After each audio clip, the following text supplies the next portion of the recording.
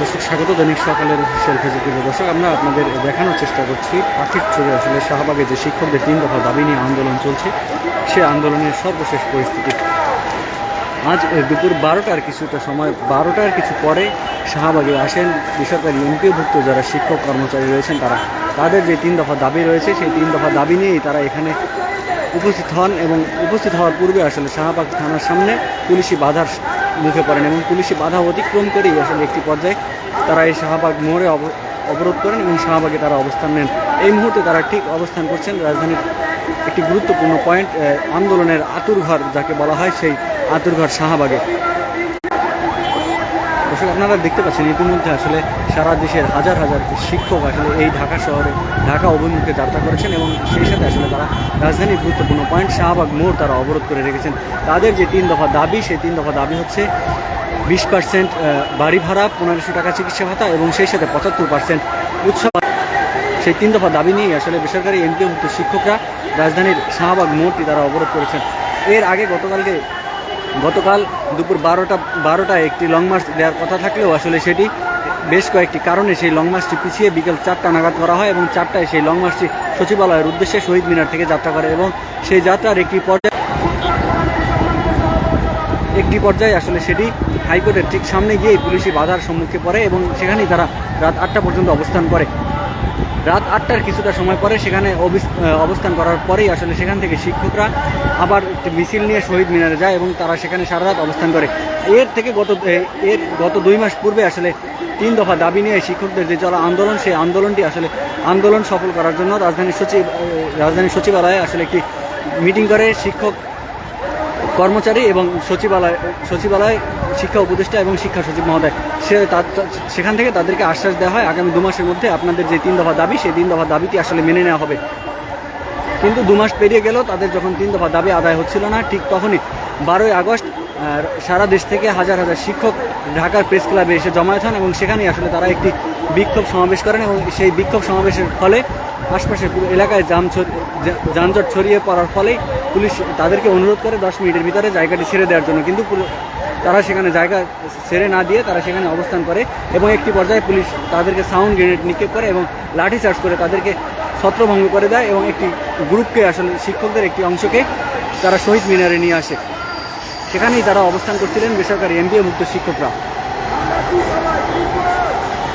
সেখানে 2 দিন অবস্থান করার পরে গতকালকে তাদেরকে বলা হয় গতকাল দুপুর 12টা পর্যন্ত সময় দেওয়া হয় যে শিক্ষকদের যে দাবি সেই দাবিটি আসলে পূরণ করা হবে এবং সেই সাথে তাদের যে প্রজ্ঞাপনটা জারি করা হবে বলেও আশ্বাস দেওয়া হয়। কিন্তু দুপুর 12টা পেরিয়ে গেল, যখন তাদের সেই আশ্বাস পূরণ হচ্ছিল না ঠিক তখনই আসলে হাসনাত আবদুল্লাহ তাদেরকে কল দিয়ে বলেন যে আপনারা এই মুহূর্তে লং মার্চটি না করার অনুরোধ জানায় হাসনাত আবদুল্লাহ এবং হাসনাত আবদুল্লাহ তিনি জানান যে সচিবালয়ে আসলে এই মুহূর্তে মিটিং চলছে, আপনারা এই মুহূর্তে সচিবালয়ের উদ্দেশ্যে লং মার্চ না করার জন্য হাসনাত আবদুল্লাহ অনুরোধ করে। হাসনাত আবদুল্লাহর অনুরোধেই বিকাল 4টা পর্যন্ত শহীদ মিনারে অবস্থান করে বেসরকারি এমপিওভুক্ত শিক্ষক কর্মচারীরা এবং সেখানেই আসলে বিকাল 4টা পর্যন্ত অবস্থান করার পরে 4টা কিছুটা সময় পরে শহীদ মিনার থেকে সচিবালয়ের উদ্দেশ্যে তারা যাত্রা শুরু করে। সেই সচিবালয়ের উদ্দেশ্যে লং মার্চের একটি পর্যায়ে দোয়েল চত্বর পার হয়ে ঠিক যখন হাইকোর্টের সামনে যায় সেখানে পুলিশ তাদেরকে আটকে দেয় এবং পুলিশি বাধার সম্মুখে সেখানেই তারা অবস্থান করে বেসরকারি এমপিওভুক্ত শিক্ষক কর্মচারীরা এবং সেখানে রাত 8টা পর্যন্ত তারা অবস্থান করার পরে একটি মিছিল নিয়ে তারা শহীদ মিনারে যায় এবং সারা রাত সেখানে অবস্থান করে বলে আমরা জানতে পেরেছি। এর মধ্যে বেসরকারি এমপিওভুক্ত শিক্ষকদের জাতীয়করণ জোটের যিনি মহাসচিব রয়েছেন মাওলানা দেলাওয়ার হোসেন আজিজি তিনি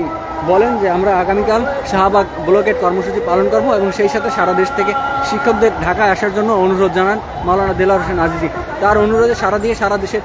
হাজার হাজার শিক্ষক এই ঢাকায় আজকে এসে উপস্থিত হয়েছেন এবং তাদের যেই শাহবাগ ব্লকেট কর্মসূচি সেই কর্মসূচি পালন করছেন। শিক্ষকদের এই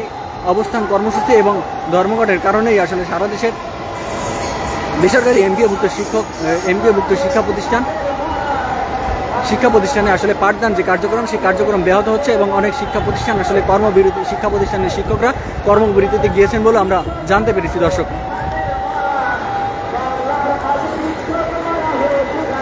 আজ দুপুর 1টার কিছুটা সময় পরে শহীদ মিনার থেকে শিক্ষকরা একটি মিছিল নিয়েই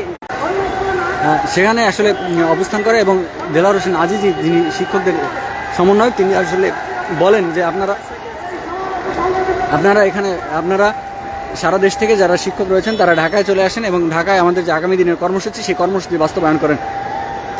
গতকাল মাওলানা দেলোয়ার হোসেন আজিজি বলেছেন যে আমরা প্রশাসনকে যথেষ্ট পরিমাণে সহযোগিতা করেছি, কিন্তু প্রশাসন আমাদের এখন পর্যন্ত সহযোগিতা করেনি কিংবা প্রশাসন আমাদের সহযোগিতা করতেও চায় না। আমরা চাই ক্লাসরুমে ফিরে যেতে এবং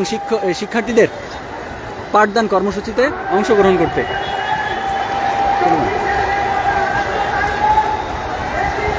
দর্শক আপনারা দেখছেন যে নিচে আসলে এই মুহূর্তে অবস্থান করছেন বেসরকারি এমপিওভুক্ত যারা শিক্ষক রয়েছেন সেই শিক্ষকরা এবং প্রশাসন আসলে তাদেরকে বাধা না দিয়ে প্রশাসন এক পাশে আসলে অবস্থান করছে। আপনাদের যদি বলে রাখি এই মুহূর্তে আসলে সেখানে উপস্থিত হয়েছেন গণসংহতি আন্দোলনের অন্যতম নেতা জুনায়েদ সাকি এবং তিনি তাদের মাঝে বক্তব্য দিচ্ছেন। এই শহীদ মিনার এই শাহবাগ এলাকায় শিক্ষকরা অবস্থান করার পরে আমরা দেখেছি বেশ কয়েকজন আসলে অসুস্থ হয়ে পড়েছেন তীব্র তাপদাহে। এই তীব্র তাপদাহের ফলে বেশ কয়েকজন শিক্ষক অসুস্থ হয়েছেন এবং তাদেরকে আশপাশের যে মেডিকেলগুলো রয়েছে সেই মেডিকেলে আসলে নিয়ে যাওয়া হয়েছে। এই শাহবাগ এলাকায় অবস্থান করার পরে শিক্ষকরা আসলে আমরা দেখতে পেয়েছি দর্শক, শিক্ষকরা আসলে বিভিন্ন ধরনের স্লোগান দিচ্ছেন এবং স্লোগান দিয়ে নিজেদের যারা শিক্ষক কর্মচারী রয়েছেন তাদেরকে উজ্জীবিত করার চেষ্টা করছেন আমরা দেখতে পেয়েছি দর্শক। তুমি কে আমি কে, শিক্ষক 20% বাড়ি ভাড়া 20% আদায় হবে, এরকম স্লোগান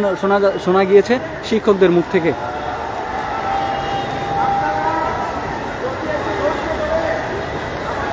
দর্শক শিক্ষকরা বলছেন যে আমরা চাই পাঠদান কার্যক্রমে ফিরে যেতে, আমরা রাস্তায় আন্দোলন করতে চাই না কিংবা আমরা রাস্তায় অসহায়ের মতো থাকতে চাই না। আমরা চাই শ্রেণীকক্ষে ফিরে যেতে এবং ক্লাসরুমে গিয়ে শিক্ষার্থীদের পাঠদান কর্মসূচিতে অংশগ্রহণ করতে। শিক্ষকরা বলছেন আমরা জাতি করার কারিগর, আমরা কোনো আন্দোলন করতে হবে এটা আমাদের জন্য লজ্জাজনক। দর্শক শিক্ষকরা যখন শহীদ মিনার এলাকায় অবস্থান করেন সেখানে আসলে বিভিন্ন রাজনৈতিক দলের নেতাকর্মীরা তাদের সাথে গিয়ে তাদের যে আন্দোলন সেই আন্দোলনে আসলে সংহতি প্রকাশ করেছেন বলে আমরা জানতে পেরেছি। দর্শক জামায়াত ইসলামীর পক্ষ থেকে একটি প্রতিনিধি দল তাদের সাথে গিয়ে কথা বলেন, এনসিপির পক্ষ থেকে হাসনাত আবদুল্লাহ জান এবং এবি পার্টির পক্ষ থেকে ব্যারিস্টার ফুয়াদ এবং ডাকসুর পক্ষ থেকে মোসাদ্দেক আলী ইবনে হারুন সহ বেশ কয়েকটি টিম ডাকসুর পক্ষ থেকে তাদের সাথে গিয়ে কথা বলেন এবং তাদের যে আন্দোলন সেই আন্দোলনে তারা সংহতি প্রকাশ করেন এবং ডাকসুর পক্ষ থেকে বলা হয় শিক্ষকদের একটি ন্যায্য আন্দোলন, এই ন্যায্য দাবিটি আসলে সরকারের পূরণ করা এই মুহূর্তে আসলে জরুরি কর্তব্য বলে মনে করেন ডাকসুর নেতৃবৃন্দ। দর্শক শিক্ষকদের এই লাগাতার অবস্থান কর্মসূচি এবং লাগাতার যে কর্মসূচি এর ফলে আসলে সারা দেশে যেমন শিক্ষা কার্যক্রম ব্যাহত হচ্ছে ঠিক তেমনি আসলে শিক্ষার্থীদের মনেও হতাশা কাজ করছে। আমরা বেশ কয়েকজন শিক্ষার্থীর সাথে কথা বলে জানতে পেরেছি, তারা বলছেন যে আমাদের শিক্ষকদের উপর লাঠিচার্জ করা হলে এর প্রতিদান কোনোভাবেই ভালো হবে না বলে হুঁশিয়ারি দিয়েছেন শিক্ষার্থীরা এবং তারা বলছেন আমাদের শিক্ষকদের জন্য আমরা সব সময় জান প্রাণ উজাড় করে দিয়ে আমরা শিক্ষকদের দাবি আদায়ের পক্ষে আমরা লড়াই করতে প্রস্তুত আছি, এমনটি বলছিলেন শিক্ষার্থীরা।